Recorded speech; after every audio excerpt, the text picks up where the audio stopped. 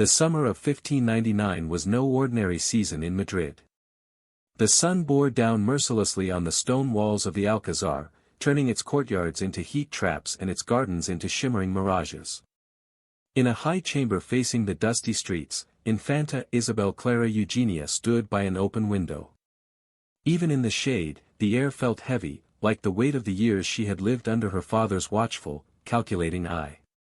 She was 33 years old, an age that, for a royal woman of her standing, should have been filled with the duties and influence of a queen.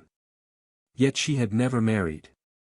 Her life had been a parade of negotiations that began in promise and ended in disappointment, a proposed union with King Henry III of France, abandoned when politics shifted, another with Emperor Rudolph II of the Holy Roman Empire, quietly set aside after months of careful correspondence.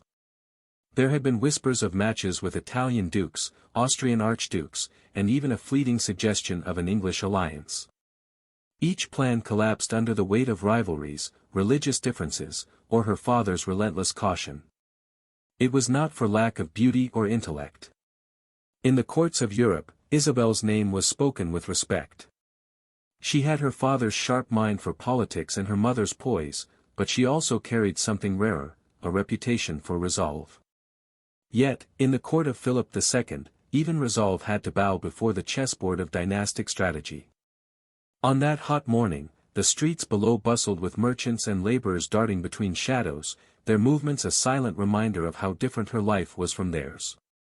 She fanned herself slowly, not just against the heat but against the creeping thought that her future might no longer be her own to decide. A knock at the door interrupted her reverie. It was one of her ladies-in-waiting, bowing low before delivering the message, "Your Highness, His Majesty the King requests your presence in the council chamber." Isabel raised an eyebrow. Her younger brother Philip III had been king for just over a year. Though courteous, he rarely sought her advice on matters of state. A formal summons to the council chamber could mean one of two things, trouble, or opportunity. She entered the council chamber with the measured grace that came from years of navigating the Spanish court. Philip sat at the head of the long table, flanked by the Duke of Lerma, his chief minister, whose influence over the young king was already the subject of rumors in every corridor of the palace. The two men wore expressions of quiet satisfaction, as if a long-awaited move in some grand game had finally been played. "Sister," Philip began, "at last, we have favorable news regarding your marriage." Her eyes did not widen, but the faintest pause in her breathing betrayed her interest. Philip continued, "Our cousin, Archduke Albert of Austria, has accepted our proposal." The name was familiar, Albert, son of Emperor Maximilian II, a man of steady reputation and military experience. He was 14 years her senior, but age was a trivial matter in royal alliances. What mattered were the terms, and these were unlike any she had heard before. As part of the agreement, Philip went on, "You will receive sovereignty over the Spanish Netherlands. You and your husband will rule there as independent sovereigns." The Duke of Lerma's lips curved into a small, satisfied smile. Isabel understood immediately what this meant for Spain, a chance to shift the burden of governing the Netherlands, troubled, expensive, and at war for decades, onto her shoulders and Albert's, while still keeping it under the crown's influence. It was a gift dressed as a responsibility, or perhaps the other way around. In that moment, the private and the political merged in Isabel's mind. Marriage was no longer just about her future as a woman, it was about the shape of Spain's empire, the survival of Catholic rule in the Low Countries, and the expectations of her family's name. She inclined her head, her voice steady, "It is an honor to serve the crown of Spain in this way, Your Majesty." If there was any tremor of hesitation in her heart, it was buried under the practiced composure of someone raised to see personal sacrifice as the currency of royal duty. That evening, alone in her chambers, she considered what lay ahead. Brussels was far from Madrid, not just in distance, but in climate, culture, and temperament. The Netherlands had been split for years, the Protestant provinces in the north openly defiant of Spanish rule, the Catholic provinces in the south still loyal but weary of endless war. She would be leaving the rigid familiarity of the Spanish court for a land where the air smelled of damp earth and the people prized their local customs more than royal decrees. And yet, there was a part of her, quiet, almost reluctant to be heard, that felt a stir of curiosity. In Madrid, her life had been defined by what she was not allowed to do. In Brussels, perhaps she would rule, not merely advise. Perhaps she would finally test her will against the currents of power instead of watching from the shore. The wedding was set for November, to be held in the Grand Cathedral of Valencia. It would be a ceremony of opulence, attended by nobles from across Europe and blessed by the Pope himself. Every gesture, every word, would be laden with symbolism, a union of two royal houses, a reassertion of Spain's commitment to its northern territories, and, for Isabel, the closing of one chapter and the uncertain opening of another. But for now, in the sweltering summer heat, she stood at the same window where she had begun the day, looking out over Madrid. The sun was beginning to sink, casting long shadows over the city.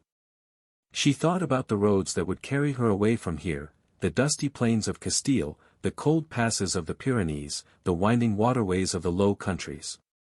She thought about the man she would marry, a partner in name but perhaps also a rival in influence. And she thought about the people she would govern, strangers whose loyalty would have to be earned in a land that had little reason to trust another Spanish ruler. For now, all of it remained distant. The only certainty was that the wheels had been set in motion. She had been given a role to play in a drama that stretched far beyond her own life, a role that would test not just her political skill, but her convictions. The winds of marriage in royal courts were never simply about love, they were about strategy, control, and survival. Isabel knew this better than most. What she did not know, as the heat of the day gave way to the cooling night, was how those same winds would carry her into a storm she could neither predict nor control. The wedding of Infanta Isabel Clara Eugenia and Archduke Albert took place on a cold November morning in 1599, inside the soaring vaults of Valencia Cathedral. The city's streets were crowded with onlookers, craning their necks to glimpse the royal procession. Bells pealed from every church tower, their sound carrying over the rooftops to the harbor where Spanish galleons swayed in the autumn wind. The ceremony itself was a pageant of gold and crimson.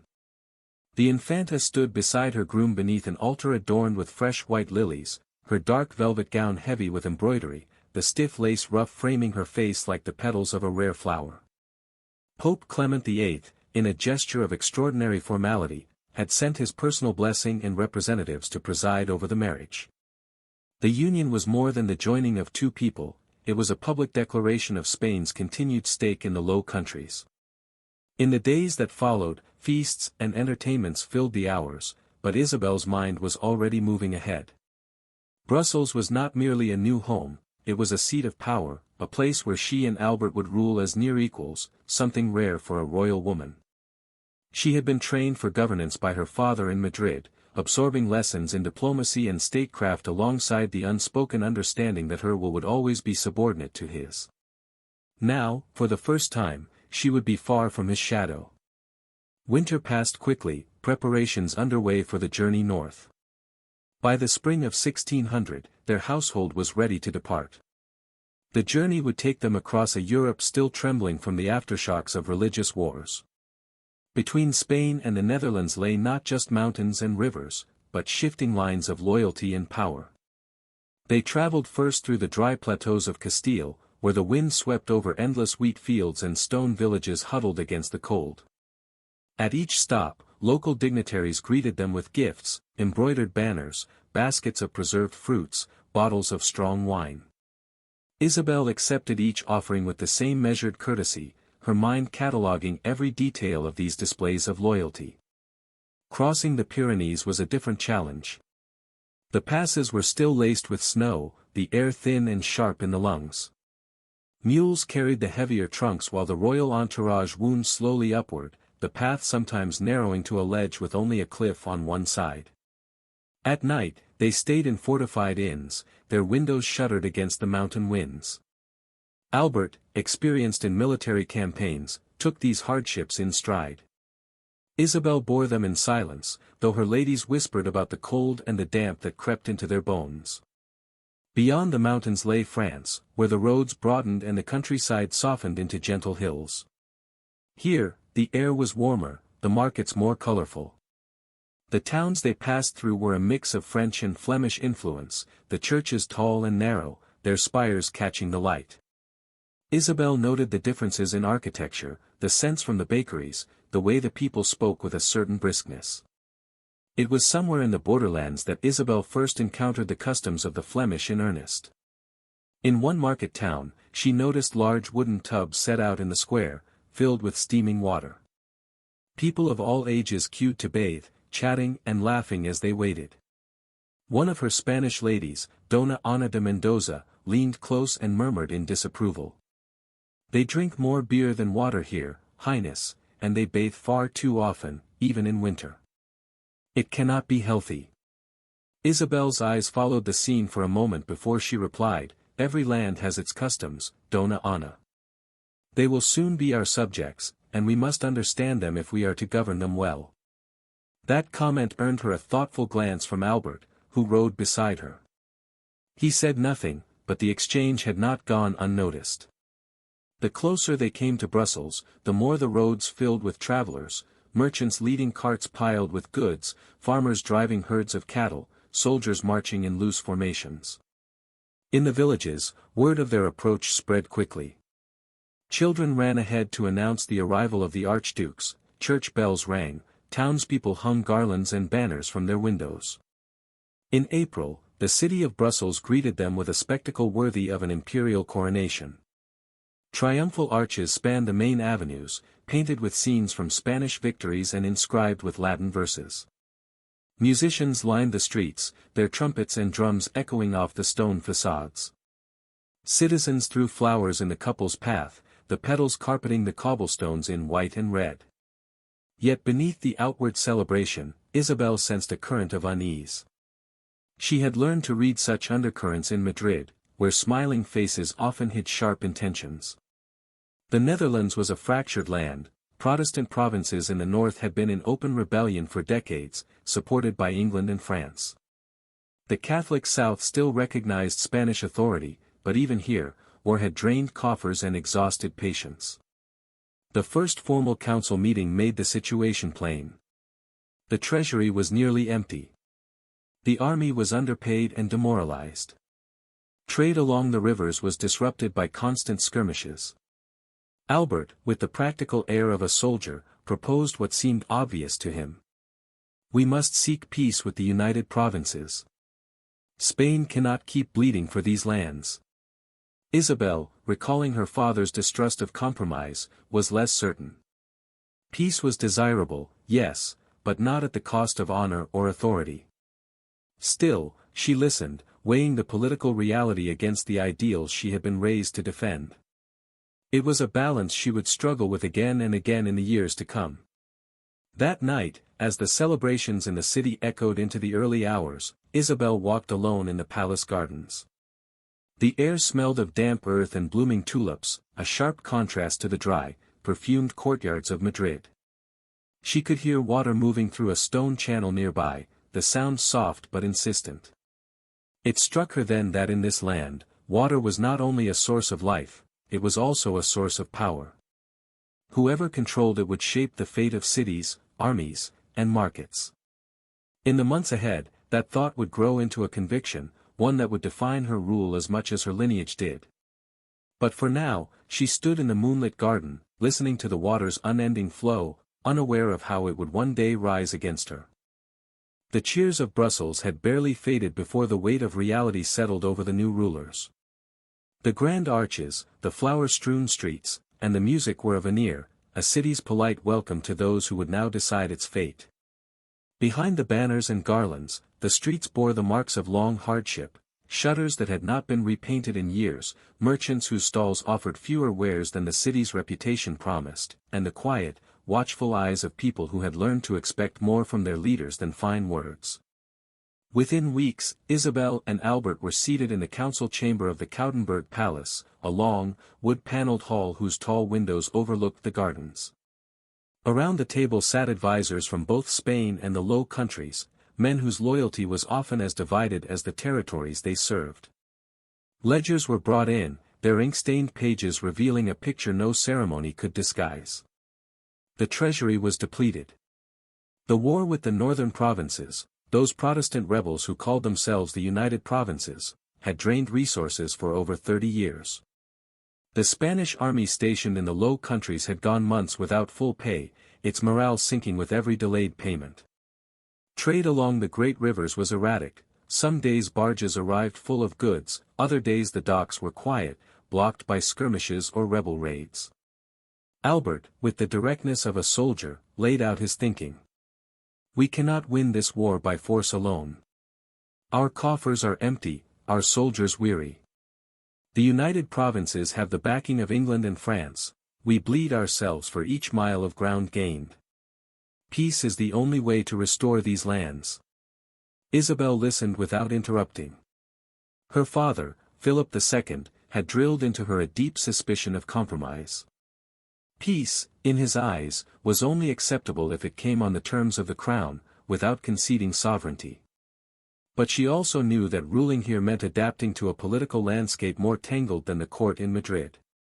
When the discussion turned to finances, she leaned forward, her voice calm but decisive. We cannot negotiate from weakness.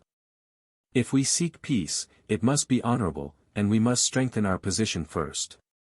This means restoring revenue, and doing so in a way that asserts our authority.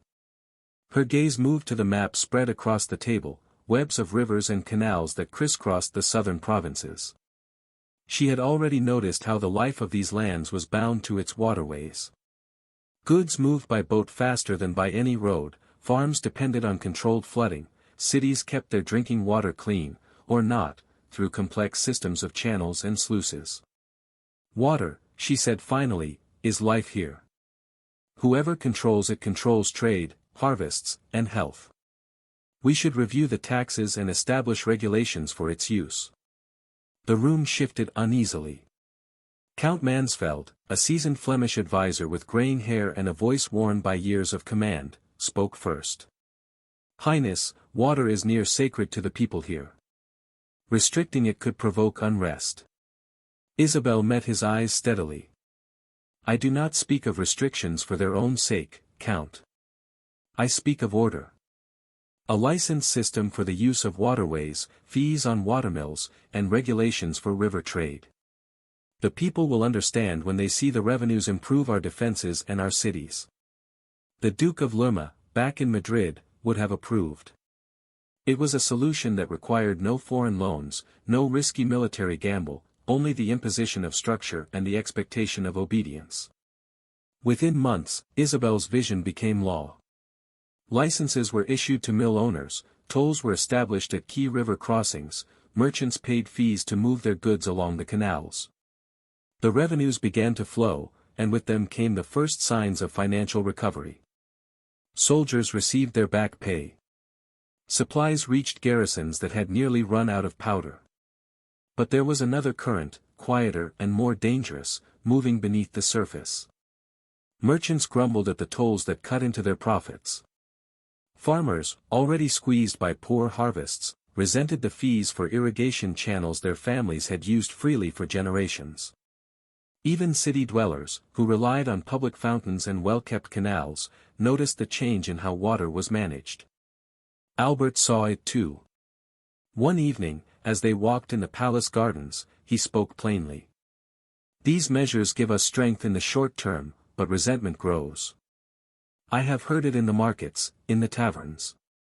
They say Madrid's hand tightens around their throats. Isabel paused by the fountain, the moonlight catching on the ripples. They will learn that order brings stability.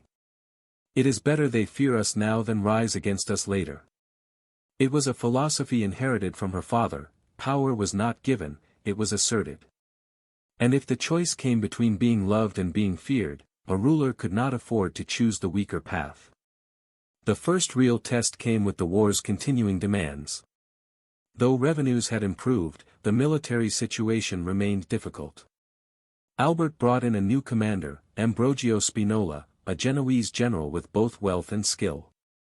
His campaigns brought some victories, enough to restore a measure of pride to the army, but the rebellion in the north remained far from crushed. For Isabel, this was proof that her policy of internal control was as important as military success.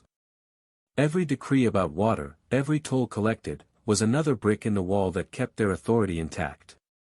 She reviewed reports herself, questioning officials on the exact amounts brought in from each province, adjusting rates where she thought it necessary, always with the same underlying aim, to keep the channels of power as carefully regulated as the canals that cut through the Low Countries.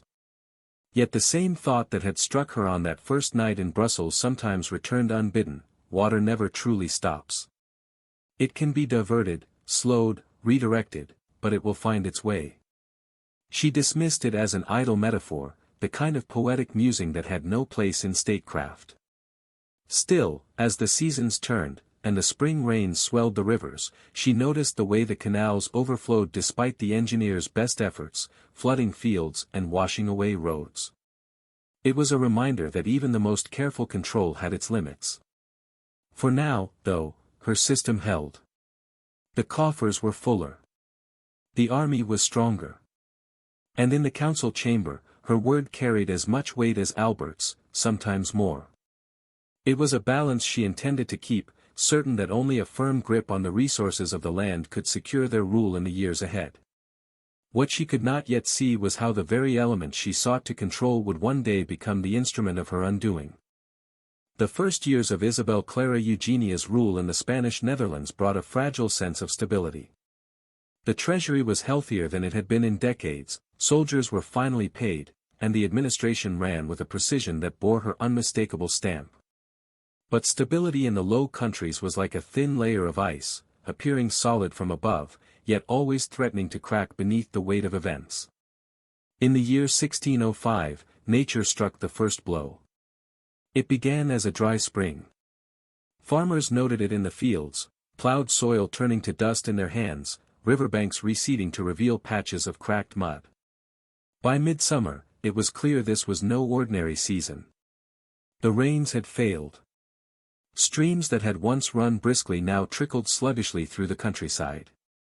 The canals in certain towns lowered enough to expose their moss-covered walls.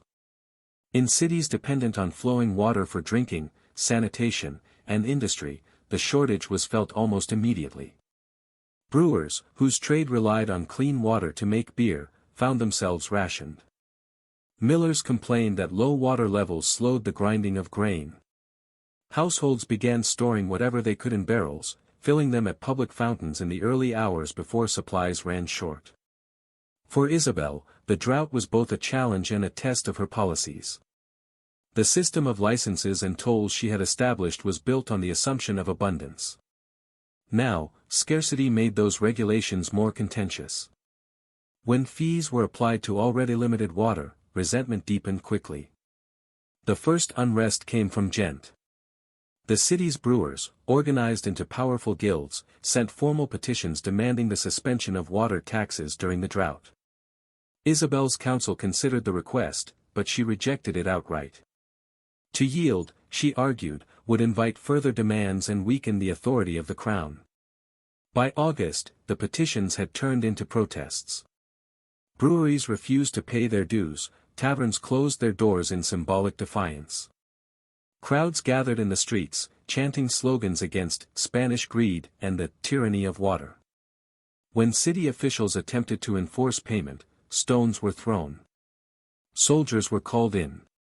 The confrontation ended with blood on the cobblestones, dozens dead, many more wounded. The news traveled quickly across the provinces. In markets from Bruges to Mechelen, merchants muttered that Madrid's rulers cared more for coin than for the people's thirst. Farmers shook their heads at the idea of paying to use irrigation ditches their fathers had dug by hand. Albert, seeing the tension rise, urged his wife to consider a concession. A gesture now could calm the storm. The people need to see that we govern with understanding, not just control.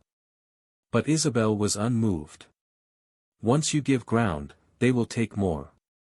Discipline is like a wall, let one stone be removed, and the whole crumbles. My father taught me that. The debate between them was not just about policy, it was about philosophy. Albert believed in negotiation, in finding a balance between royal authority and public consent. Isabel believed that in a time of unrest, strength must be visible, unyielding. In the early summer of 1606, she made her move. The decree came without warning, read aloud in the main squares of every major city. All sources of water, rivers, canals, wells, and streams, are henceforth the property of the state. Their use, distribution, and trade shall be under the sole authority of the sovereigns. Any unauthorized use shall be met with the full penalty of law. It became known almost immediately as the water ban. The reaction was swift. In Bruges, bells rang in alarm. Crowds gathered at the city gates, shouting their refusal to obey. In Antwerp, merchants closed the river docks in protest. In Mechelen, farmers armed with tools and pitchforks blocked the approaches to irrigation channels. Each uprising was met with soldiers. The Spanish army moved through the streets in tight formation, pikes lowered, muskets at the ready. The sound of boots on stone became a warning in itself.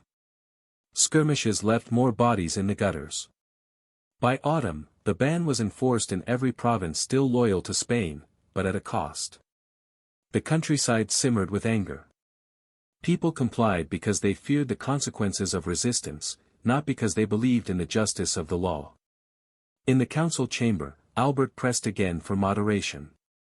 Fear may hold them for a season, but it does not plant loyalty in their hearts. These lands are weary of war and weary of rule from afar. If we do not bend, we will break. Isabel's reply was sharp.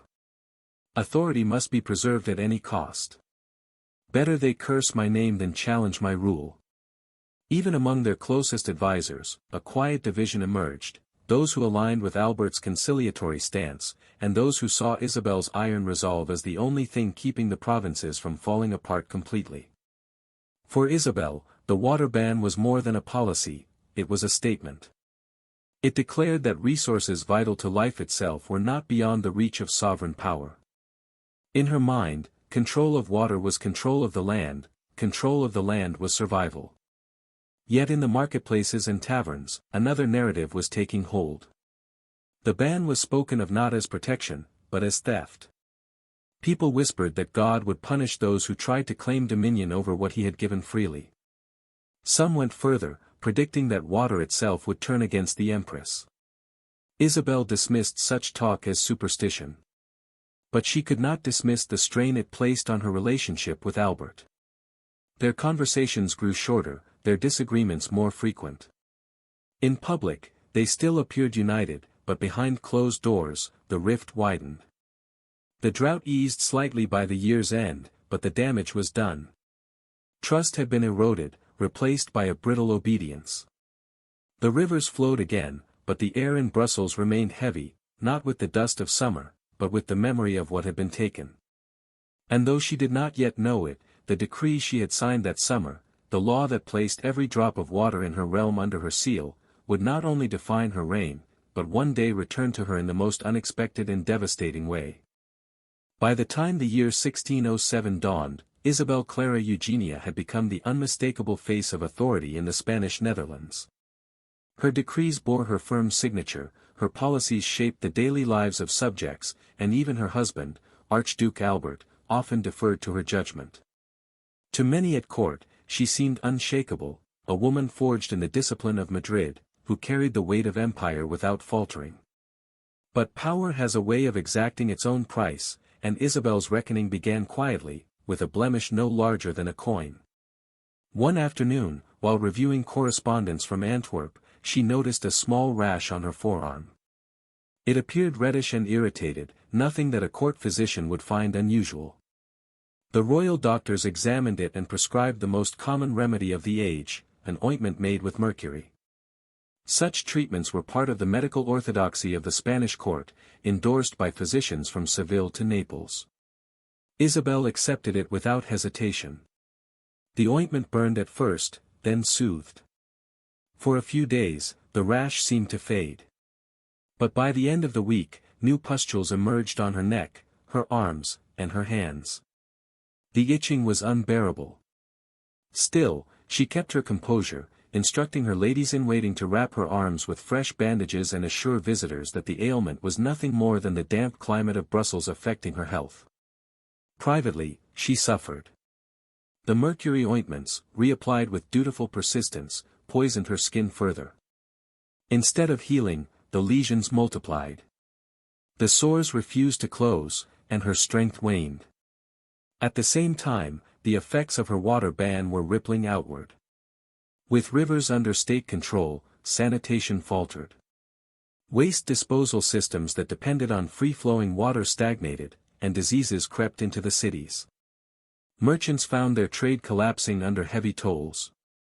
Farmers faced irrigation restrictions that left their fields cracked and barren.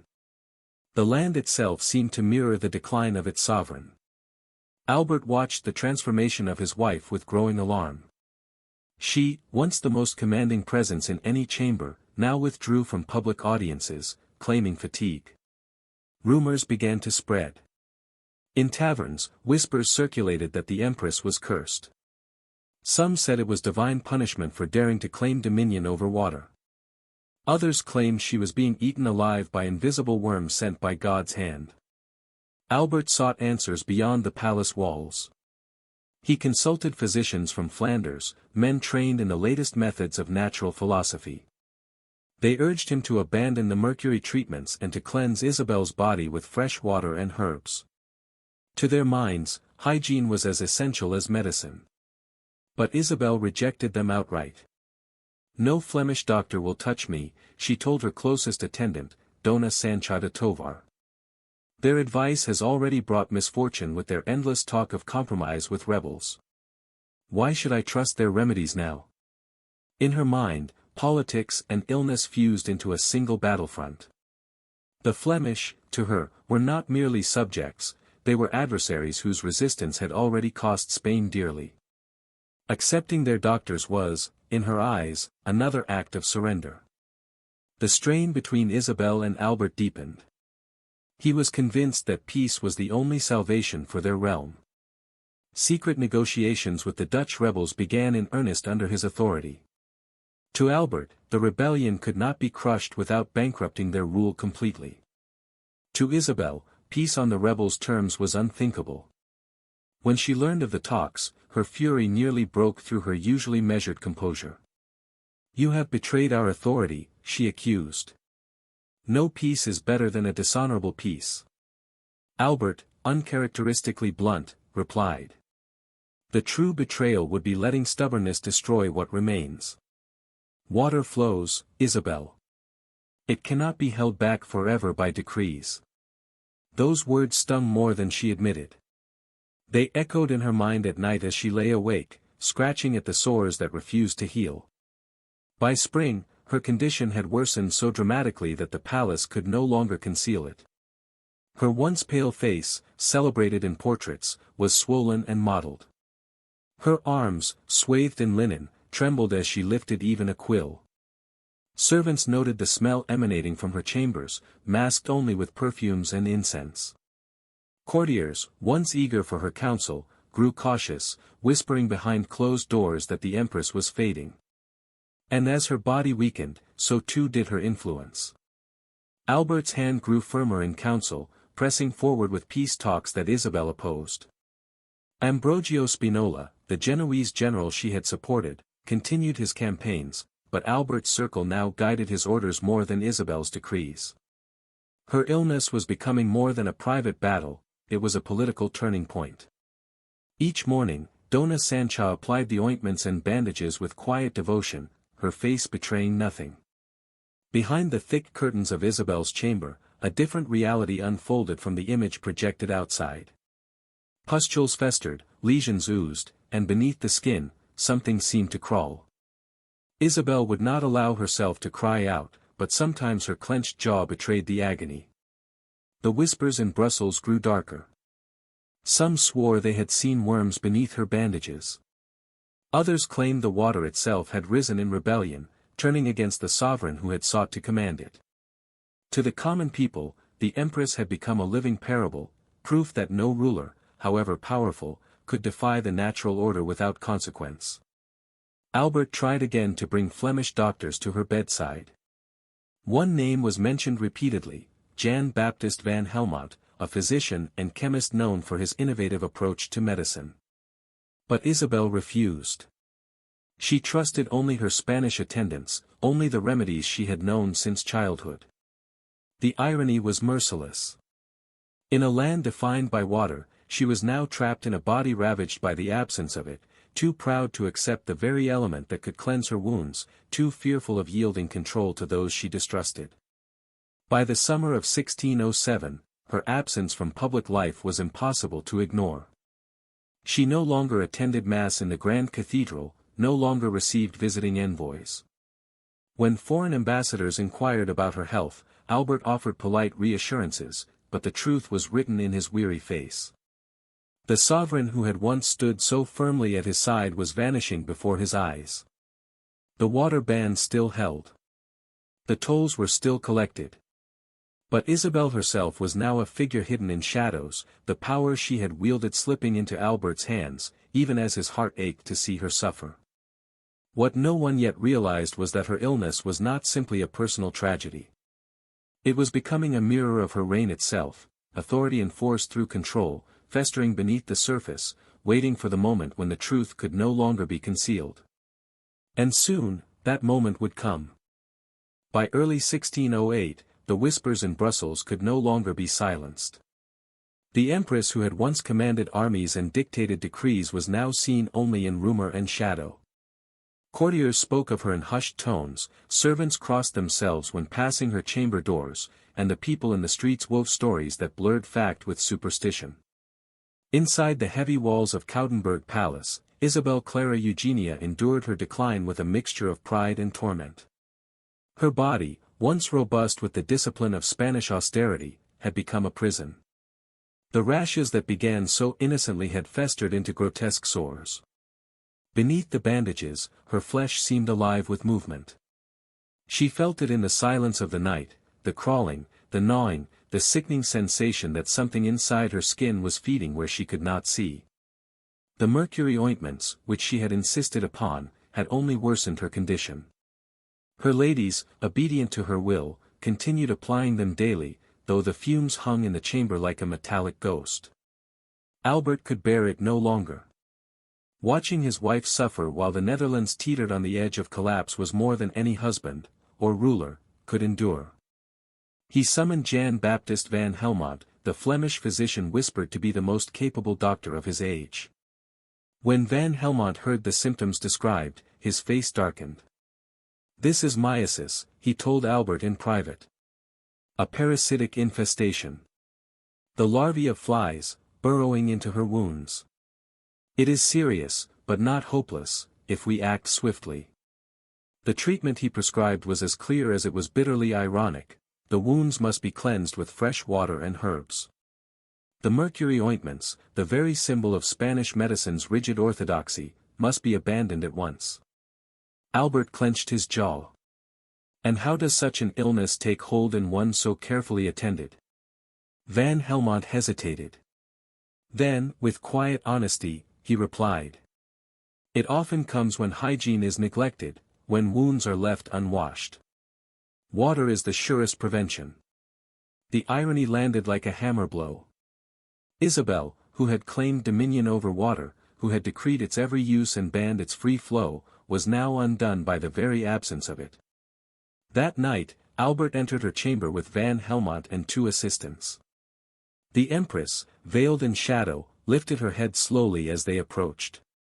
Her once sharp eyes were clouded with pain, but her voice retained its iron edge. "Out," she hissed.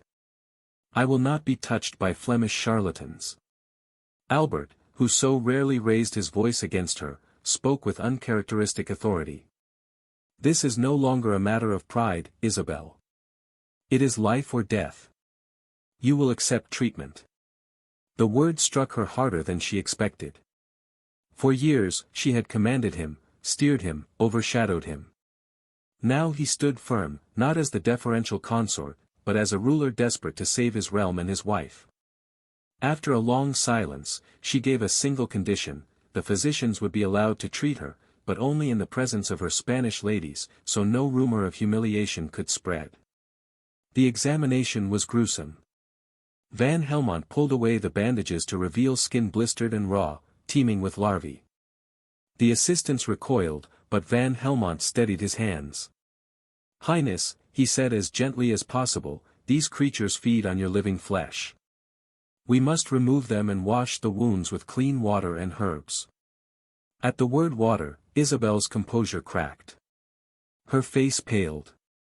"You would bathe me like a common Flemish peasant?" Van Helmont met her gaze steadily. "Not only bathe you. You must also drink plenty of water, to cleanse the poison from your body. It is the only way." She turned her eyes to Albert, searching for support, for the reassurance that had always come before. But he said only, "It will be done as the doctor says. And while you recover, I will sign the truce with the United Provinces, and revise the water laws." Something within her seemed to break. It was not only a political defeat but a personal one. She had fought to the last to maintain control, but now both her body and her authority slipped from her grasp. She did not resist when the treatment began. For days, Van Helmont and his assistants worked tirelessly, removing larvae with delicate instruments, washing the wounds with boiling water infused with vinegar and herbs. Isabel endured the agony in silence, her lips pressed into a thin line, her breath ragged but steady. The progress was uneven. Some larvae had burrowed too deep to be removed without killing her. Years of mercury poisoning had left her body too weak to recover fully. She lingered between moments of lucidity and fevered delirium. In her clearer hours, she dictated letters, one to her brother, Philip III, pleading for unity in Spain, another to her nephew, the young Philip IV, reminding him that a ruler's greatest strength was constancy, even in suffering. When Albert brought her news of the signed 12 years' truce in April 1609, she surprised everyone by showing no anger. Instead, she whispered faintly, "Perhaps it is for the best. Water flows, as you said. It cannot be held forever." Those words marked the first and only time she admitted that her grip on power had been too rigid. In a moment of frailty, she saw what she had long denied, that life, like water, moved according to currents that no decree could dam. But her body continued to betray her. By May, her decline was undeniable. Worms emerged fully grown from her wounds, an image so grotesque that even loyal attendants struggled to keep their composure. The stench of her chambers seeped through the corridors despite braziers of incense and buckets of herbs burned daily. Van Helmont proposed one final measure, a full bath, infused with lavender, rosemary, and thyme, herbs with cleansing properties. Isabel, who had resisted water for so long, finally agreed. "If I must die, let it be clean," she said. "I have lived too long in my own filth." The bath was prepared with solemn ceremony. The marble tub was filled with steaming water, fragrant with herbs. Her attendants lowered her carefully into it, their faces a mixture of dread and hope. The cry that escaped her lips was not one of pain, but of release. As her body sank into the water, the worms abandoned her flesh, floating to the surface in horrifying numbers. The water turned crimson, a mixture of blood and decay, but her face softened for the first time in years. That night, Isabel Clara Eugenia, once the formidable Infanta of Spain and sovereign of the Netherlands, died quietly with her husband's hand in hers. Her face, even in death, bore a strange serenity, as though she had finally surrendered to the current she had spent her life resisting. The bells of Brussels tolled for days. Despite her harsh policies, the people acknowledged her as a ruler of conviction, a woman who, for all her faults, had sought to protect her realm in the only way she knew. But beneath the prayers and processions, the story of her death spread in whispers and grew into legend. They would call her, in the years to come, the Empress of the Worms. The bells of Brussels tolled for 3 days after the death of Isabel Clara Eugenia. Their deep, rolling notes echoed across the canals and narrow streets, through marketplaces and cloisters, carrying both mourning and release. To the court, it was the passing of a sovereign whose will had defined the Spanish Netherlands for a decade.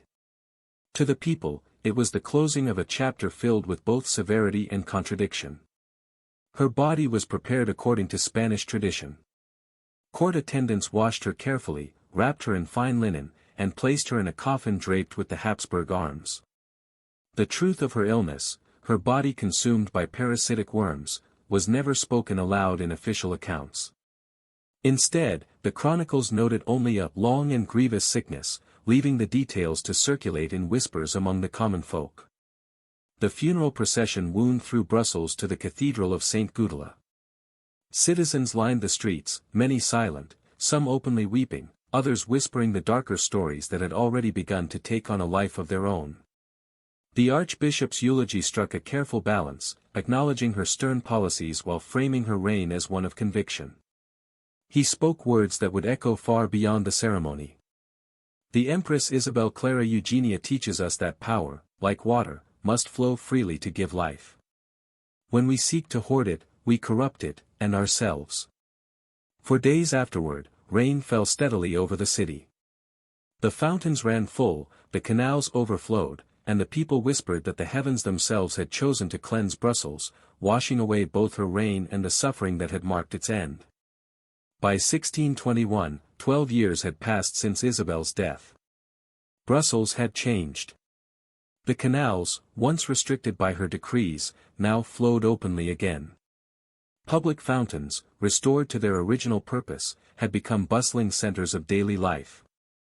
Women gathered to wash linens, children splashed in basins, merchants filled their barrels. The life of the city revolved once more around water, not as a resource hoarded by decree, but as a shared necessity. Archduke Albert, older and grayer, watched these scenes from a high window in the Coudenberg Palace. Time had softened the memory of Isabel. Anger and resentment had faded, leaving in their place a portrait colored by nuance. She was remembered as stern and unyielding, yes, but also deeply committed to the cause she believed was just. Some praised her as a protector of Catholic order, others condemned her as an oppressor. Yet all agreed she had been a figure of immense conviction, who carried the burden of rule with uncommon strength. That year, Spain sent new envoys to Brussels, for the 12 years' truce was nearing its end. Among them was a young cleric, Baltasar de Zuniga, nephew of the Count Duke of Olivares. Zuniga was not only a diplomat but also a scholar, gathering material for a history of the Spanish Netherlands. He requested an audience with Albert, eager to hear firsthand about Isabel's governance, especially her controversial water policies. Albert, though reserved, sensed sincerity in the young man. One evening, after a formal dinner, he invited Zuniga to his private library. Over wine, he spoke of matters not recorded in official documents, Isabel's relentless determination to control the waterways, her refusal to yield even when unrest spread, and the terrible irony of her illness. Zuniga asked quietly, but why would a woman so educated, raised in one of Europe's most refined courts, hold such aversion to water? Albert leaned back, remembering. She was shaped by Madrid, where austerity was a virtue. Her father, Philip II, distrusted frequent bathing, calling it a Moorish habit, and physicians of his court believed water opened the pores and invited disease. But more than that, Isabel believed in order, absolute order. To her, water was the symbol of what could not be controlled. It flowed, shifted, refused to obey. She saw in it a threat to the structure she devoted her life to preserving. Zuniga nodded, his mind racing with the metaphor. It is as if she tried to contain not just the rivers of the Low Countries, but the currents of change sweeping across Europe, the Reformation, the rise of merchant power, new ideas of liberty. Albert sighed. Exactly. She defended the old order with all her strength. But in her final days, she understood, too late, that true power is not in stopping the current, but in guiding it. The following morning, Zuniga visited the Cathedral of St. Gudula, where Isabel's tomb lay beside Albert's. The mausoleum, adorned with Habsburg symbols, bore one unusual addition, a small carved fountain spilling clear water. Albert had ordered it himself, a quiet acknowledgement that Isabel, who once forbade water, had reconciled with it in her final moments. Yet outside the cathedral, among the common people, a different story spread. In taverns, Isabel was no longer remembered as a sovereign but as the Empress of the Worms. The tale changed with each retelling. Some claimed she had poisoned wells to control her subjects. Others said the worms were God's punishment for her arrogance. In some versions, she was redeemed only when she bathed in holy water, washed clean of her sins before death. The line between history and myth blurred. As Albert himself once remarked to Zuniga, "That is how history becomes legend, and legend becomes myth. The facts may erode, but the meaning endures." Over the centuries, Isabel's story was reinterpreted again and again. In Spain, she was remembered as a pious infanta, dutiful daughter of Philip II, who fought to preserve Catholic order. In Flanders, she was a symbol of foreign oppression, the iron-fisted sovereign who tried to bend nature itself to her will. Enlightenment thinkers later used her as a parable, proof that absolutism and superstition, when set against nature's laws, must collapse. Romantic painters turned her death into Gothic spectacle, filling canvases with images of worms, shadows, and scarlet baths. Feminist scholars centuries later questioned whether the grotesque legend was shaped not just by politics but by misogyny, exaggerating her downfall because she was a woman who dared to wield authority. And still, the myth endured. In 2009, for centuries after her death, Brussels hosted an international symposium. Historians from across Europe debated her reign: how much was fact, how much was legend. The conclusion was not a verdict but an acknowledgement: Isabel Clara Eugenia had become a cultural myth. Her story carried truths that reached beyond history itself, about the balance of control and freedom, the flow of nature, and the limits of power. Even today, her memory lingers in subtle ways.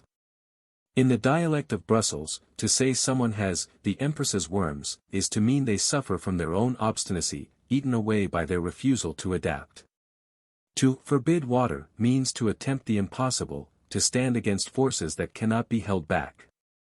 Each June, on the anniversary of her death, the city's water festival ends with a small reenactment. Actors in period costume carry a veiled figure to a fountain, where she lowers her hands into the water, symbolizing Isabel's final reconciliation.